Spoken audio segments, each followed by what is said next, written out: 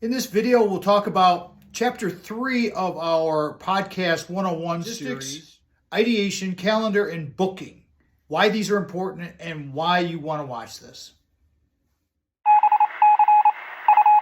Welcome to Chapter 3, everybody, of our Podcast 101 series. Hope you're enjoying this, and it's giving you just some ideas and things that we've learned through our experiences in the past 12 seasons now that we're into.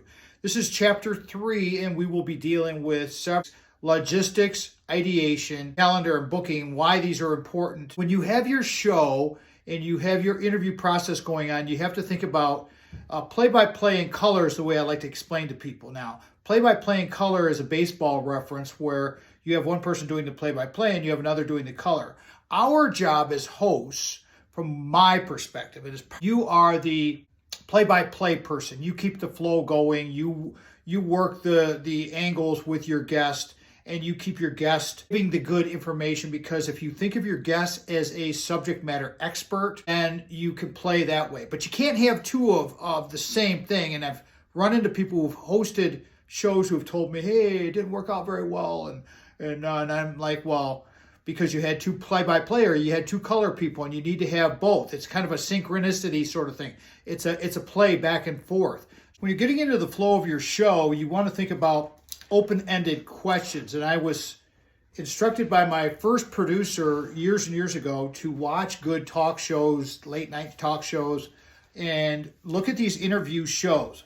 You really want to come up with open-ended questions, and I made my own little cheat sheet here. Close-ended questions, when it's good to do those. Open-ended questions, tell me about, what do you think about? That's interesting. It's instead of a if-then, yes-no kind of answer. You want to have that. That's really considered part of the flow of your show. So you want to think about that and practice that. Watch other people who do these, and just the more you do it, you're going to get better at it. The more you do it, you're going to get better at it. It's just conversational. Another key point as far as this chapter goes in logistics is thinking about the segmentation of your show. I always looked at our show as a radio program that would have, commercial breaks in between. And on the syndication that we're on, they're on what's called the Michigan Clock A. And if you look on the internet, there's all kinds of images on these types of things. Give yourself an idea. But the key thing about it is if you go to get a sponsor, you will have breaks throughout your show. Say your shows are started as 40 minutes. Now it's 52 because we're on PBS. We're on a PBS affiliate, so we have to give them 52 minutes. So 40 minutes, basically 4 10-minute segments, but now we have 5, basically. If you think about it that way, then when you do sell a segment sponsorship, you can recoup some of your money and you don't have these hard breaks. People will know where you're coming in and coming out. I think that podcasters make mistakes by not doing this. And when I mention it to people, they're like, wow, that's a great idea. Works out really well. Just think of your show as a radio broadcast and segment things. That way you won't have to edit things in and it sounds funky or any of that. Just get in the routine of doing that. All right, calendar time. This is huge because I was really, really bad at the calendar.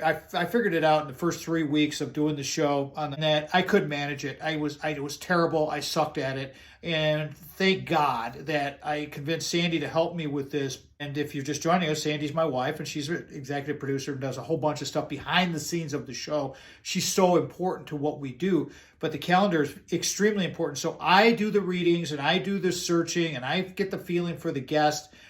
Maybe there's a story there. I do the initial outreach, and then once they bounce us back an email saying, yeah, we'd like to do this, Sandy takes over, and now we have my email, Sandy's show email, Sandy's email. So it's all, we've been doing this for quite a while now. So think about that. Have somebody helping you with your calendar, and don't make any commitments to anything without checking the calendar, getting it on the calendar, checking with your Sandy and saying, hey, is this cool? And I just get in the habit of doing that because I've made commitments many times and I always overcommit. I have a terrible time saying no.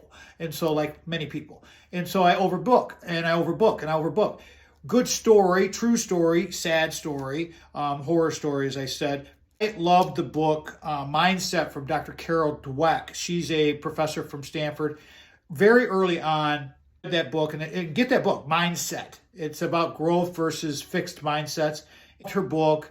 I had her scheduled. She agreed to come on. We're going to do a pre-show call, and I missed the dang call. And after that, it was over. She just said, nope, she's a busy professor, very, very well known.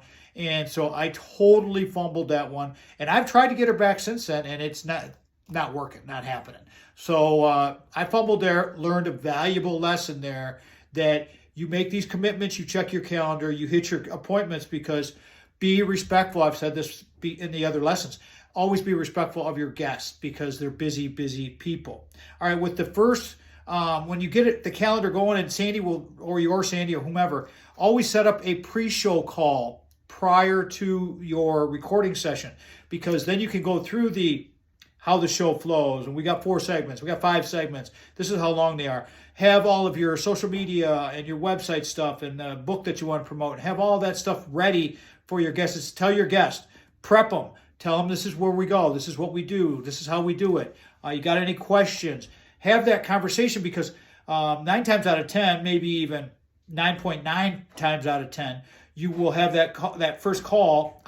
When I have a first call and it goes well, I know it's going to be a great interview. Pretty quickly, if you get on a phone call with somebody, now I have one time out of these thousands of interviews I've done where the pre-show went great and the interview sucked. And it was just, I don't know, still haven't figured it out. But pre-show calls work really well. Explain all of that, the segments, have your bio, have the guest bio printed and in front of you when you get ready to do your interview. And when you're doing your pre-production, now you're getting ready to do the interview, and you've got your guest online on Zoom, then run through this again. Run through this checklist again of, okay, here's where we're going to go. Boom, boom, boom, boom. Another thing I almost forgot to mention was we have that professional Zoom now, and it's $159 a year annually. Goodbye. It's really worth it. When we were on Skype, things got goofed up with Skype, and it was always kind of a crapshoot with that.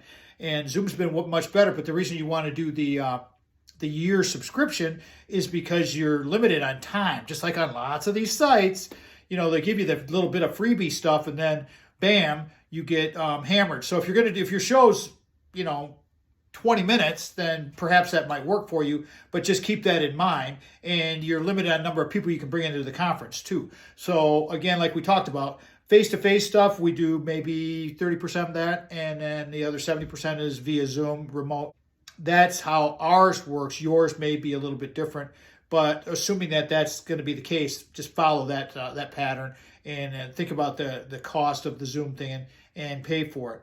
Last thing is, your booking done, you've got the calendar filled up, you're ready to go, you've sent the invitation for the Zoom that's been accepted. Once you get that acceptance back, then you know that the guest is aware of it. If you don't get an acceptance back, then obviously there's a problem. So check on that and get that going. And then your regular production days, if you can.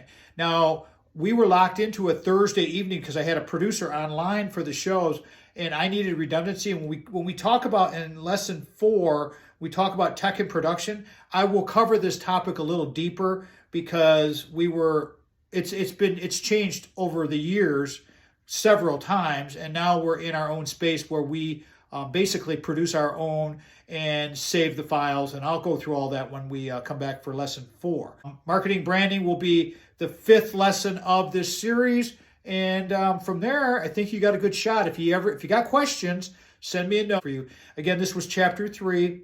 Logistics, ideation, calendar, booking. There's more works for you, and send me a note if you got a question on any of this. Other than that, we'll see you on the next one. Lesson 4, again, tech and production, and lesson 5 will be marketing and branding. Until then, peace, babe.